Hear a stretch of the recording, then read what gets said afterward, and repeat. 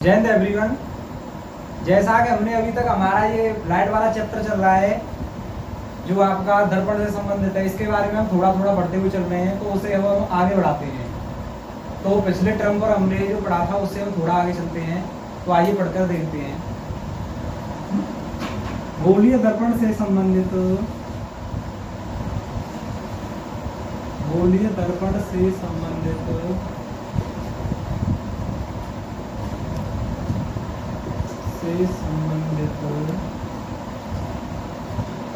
कुछ तथ्य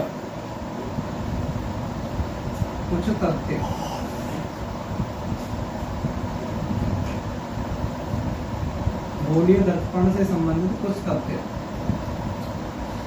नंबर 1, जैसा कि हमने पढ़ा था कि गोलीय दर्पण हमारा दो प्रकार का होता है, अवतल दर्पण और उत्तल दर्पण। उसके बाद अब इसके हम अंदर की तरफ चलते हैं, इसकी टर्मिनोलॉजी को समझते हैं। तो आइए डालते हैं हेडिंग। नंबर 1, द्वारक।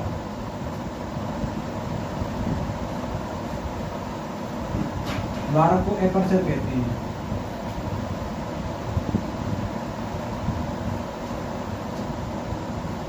द्वारक मतलब जिसमें से हमारा प्रकाश आ या जा सकता है, उसे हम द्वारक कहते हैं। जैसे ये हमारा कौन सा दर्पण है, ऑनकेव मिरर यानी अवतल दर्पण।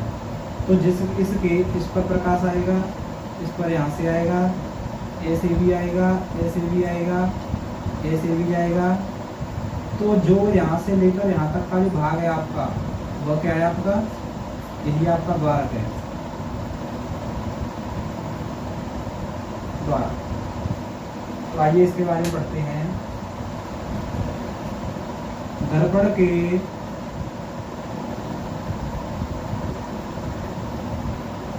जितने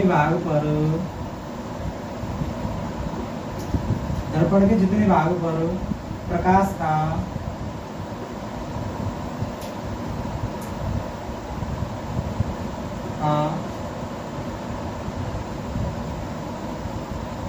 आपतन होता है यानी इंसिडेंस होता है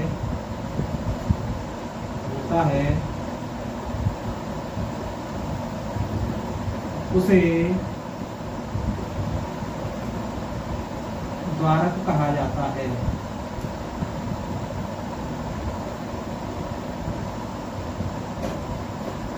इसे द्वारक कहा जाता है। आएगा समझ?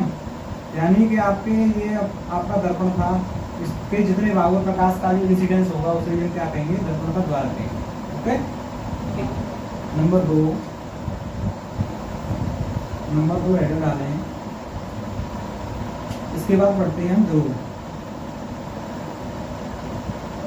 इसे कहते हैं पोल।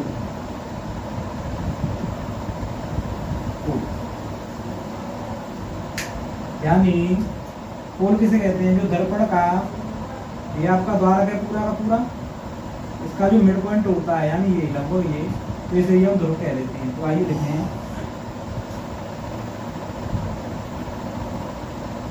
दर्पण के द्वारक के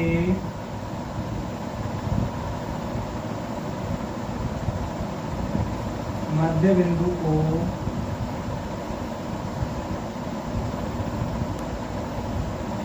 दर्पण का द्वारक कहते हैं। दर्पण का ध्रुव कहते हैं। दर्पण का ध्रुव कहते हैं।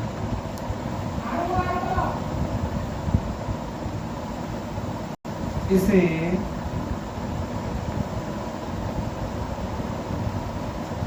P से दर्शाते हैं।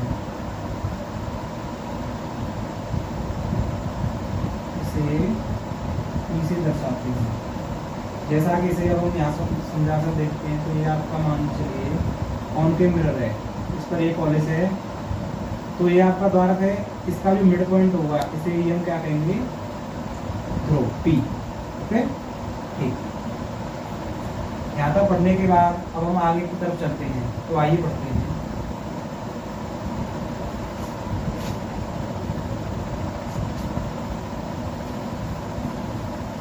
नंबर 2 तो पढ़ लिया, अब इसके बाद पढ़ते हैं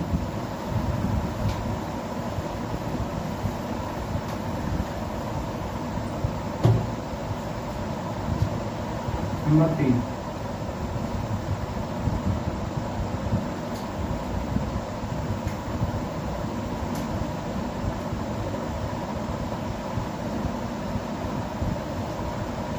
वक्रता केंद्र, सेंटर ऑफ कर्वेचर,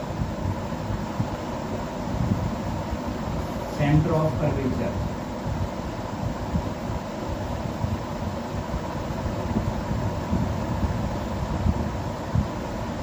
वक्रता केंद्र।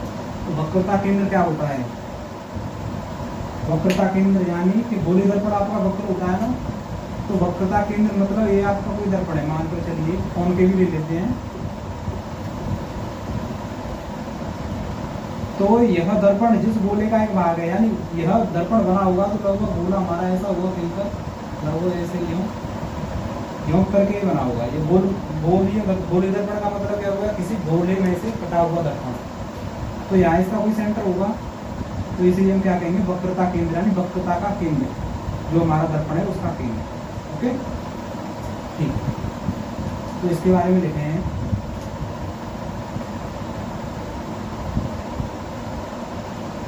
गोलीय दर्पण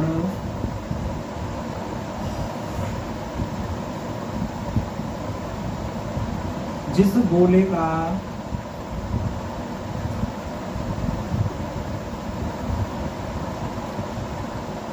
जिस गोले का एक भाग है, ये भाग ही तो है ना,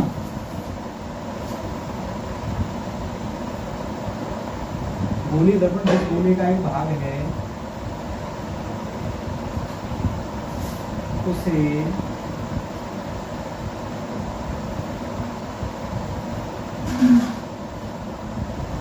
उसके केंद्र को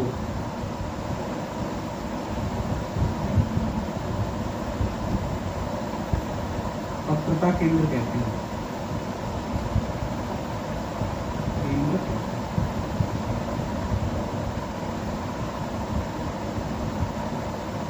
इसे C से प्रदर्शित करते हैं।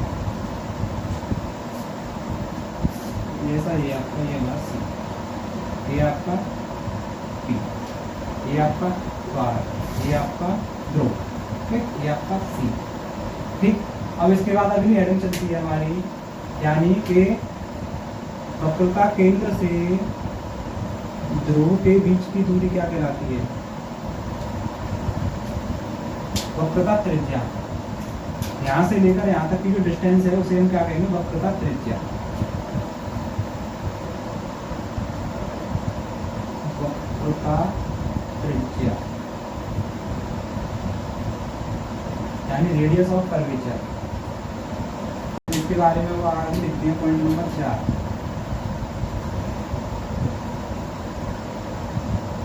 वक्रता त्रिज्या। इनमें से कोई भी टर्म आपके बोर्ड के एग्जाम में पूछा भी जा सकता है। बहुत इंपॉर्टेंट चीज़ है भाई, ध्यान से पढ़ना है इसे और बढ़िया तरह समझिए। वक्रता त्रिज्या, तो वक्रता त्रिज्या की अपने आप डेफिनेशन बनाएं कि यहाँ से लेकर यहाँ तक की दूरी, यानी वक्रता केंद्र से लेकर ध्रुव के, यानी वक्रता केंद्र और ध्रुव के बीच की दूरी वक्रता त्रिज्या होगी। अपने आप बन जाएगी डेफिनेशन। वक्रता केंद्र व ध्रुव के, वक्रता केंद्र व ध्रुव के बीच की दूरी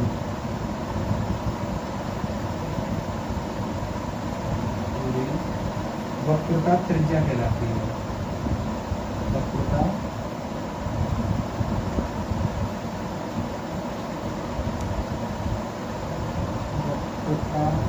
त्रिज्या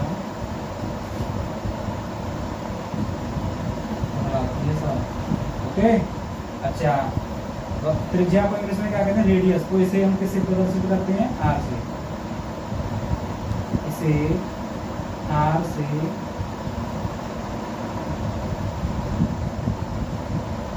दर्शाते हैं।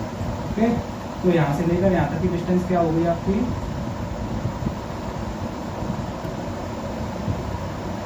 हाँ ओके, इसे नोट करना है। इसके बाद आगे की तरफ आगे की पॉइंटों पर चलते हैं। ठीक, जैसा कि अब हम इसे निकाल देते हैं। इसके बाद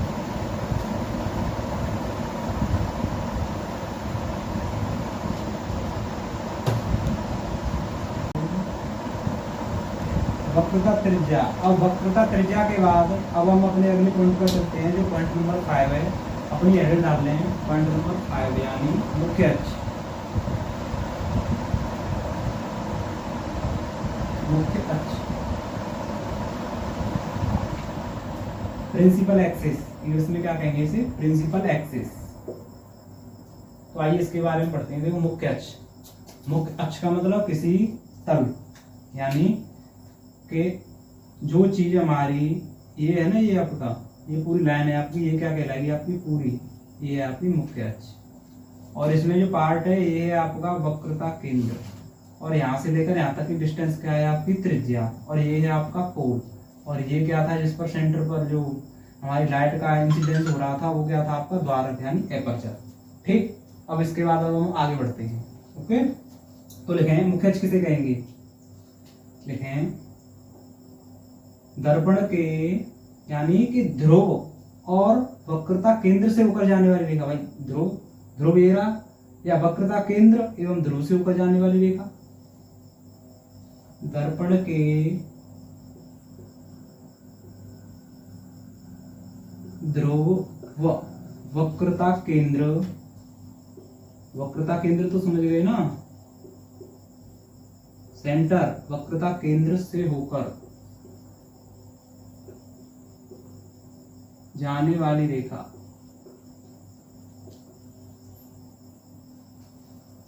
रेखा दर्पण के ध्रुव व वक्रता केंद्र से होकर जाने वाली रेखा मुख्य अक्ष कहलाती है।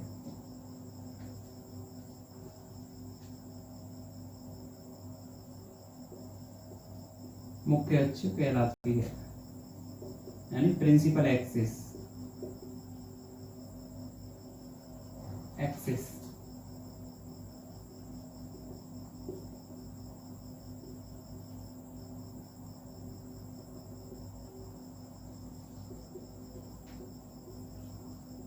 ये आपकी पूरी लाइन क्या है, यहाँ से ये यहाँ तक है, जो ये आपकी मुख्य अक्ष कहलाती है।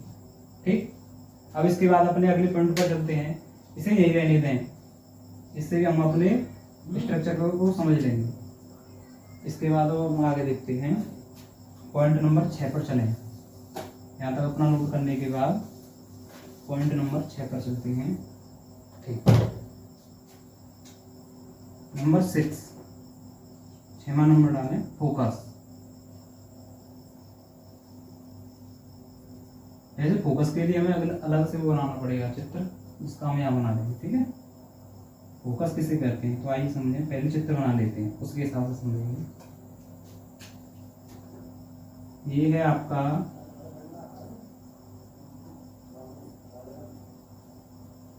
अवतल दर्पण, ये है आपका P यानी पोल, ये है लगभग आपका C यानी सेंटर ऑफ कर्वेचर, ये है आपका मुख्य अक्ष। ओके, ठीक, और ये है यहाँ से यहाँ तक की दूरी क्या आपकी वक्रता त्रिज्या। ठीक, तो अब क्या होता है कि अवतल दर्पण में जो रेखा मुख्य अक्ष के समांतर चलती है, जो रेखा मुख्य अक्ष के बिल्कुल पैरेलल चलती है, वह इससे इसका रिफ्लेक्शन होगा।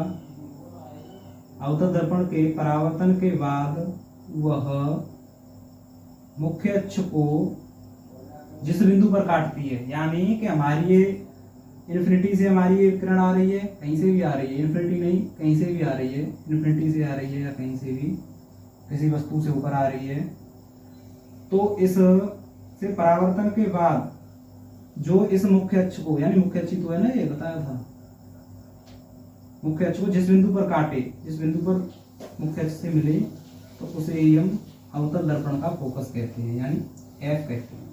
ओके, ठीक, अच्छा, तो इसके बारे में लिखें और उत्तल दर्पण के फोकस के लिए क्या होगा, उसका चित्र अब हम, ये तो अवतल का हो गया, यहाँ पर लिखने अवतल दर्पण।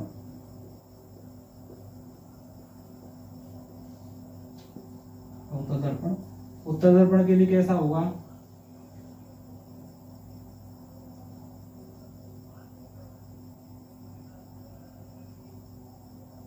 इसे हम इरेज कर देते हैं।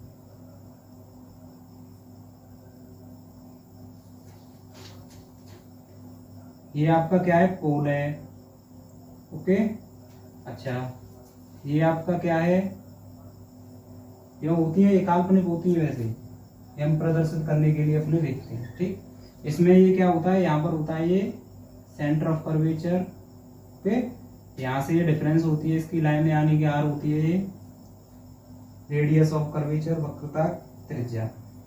तो इसका क्या मकसद है, इसे समझें कि उत्तल दर्पण के मुख्य अक्ष के समांतर चलने वाली प्रकाश की किरणें दर्पण से परावर्तन के पश्चात, दर्पण से परावर्तन के पश्चात जिस बिंदु से आती हुई प्रतीत होती हैं, जिस बिंदु से आती हुई प्रतीत होती हैं, यानी कि उत्तल दर्पण से पॉलिश भीतर की तरफ है तो इससे टकराव होगा तो वो इसी से यहीं से लौट जाएगी, लेकिन वो हमें कहाँ से आती हुई प्रतीत होगी, वो लगभग हमें यहाँ से आती हुई प्रतीत होगी, जो काल्पनिक होती है। उत्तल दर्पण में हमेशा हम काल्पनिक चीजों के बारे में पढ़ेंगे, जो काल्पनिक ही इसमें जो आपका प्रतिबिंब है वो बनेगा, सभी चीज इसमें काल्पनिक होंगे। तो हमें कहाँ से प्रदर्शित होती है, जिस बिंदु से होकर, यानी जो बिंदु यहाँ होता है उससे होकर प्रदर्शित होती है, तो इसे ही हम उत्तल दर्पण का फोकस कहते हैं। और यहाँ से लेकर यहाँ तक की दूरी को क्या कहते हैं, हम आर कहते हैं ना, बताई थी, ठीक। तो लिख लें इन दोनों के बारे में, एक ही में लिख देते हैं, यानी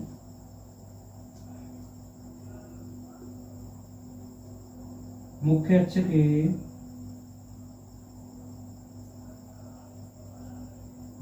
के समांतर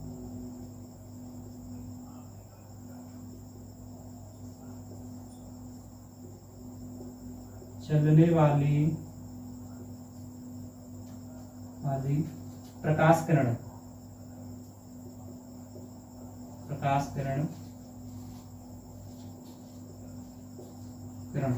मुख्य अक्ष के समांतर चलने वाली प्रकाश की किरण परावर्तन के पश्चात मुख्य अक्ष को जिस बिंदु पर काटे, प्रकाश किरण परावर्तन के पश्चात, परावर्तन के बाद मुख्य अक्ष को, यानी मुख्य अक्ष को ही तो है ना, ये मुख्य अक्ष समांतर है, इसी को काट रही है,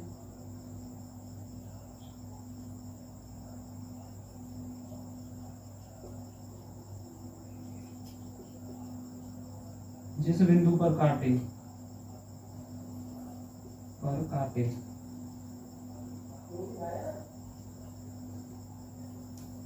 उसे अवतल दर्पण का मुख्य फोकस, उसे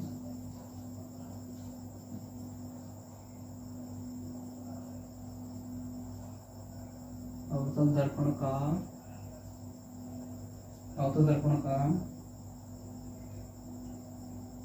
फोकस या मुख्य फोकस कहते हैं।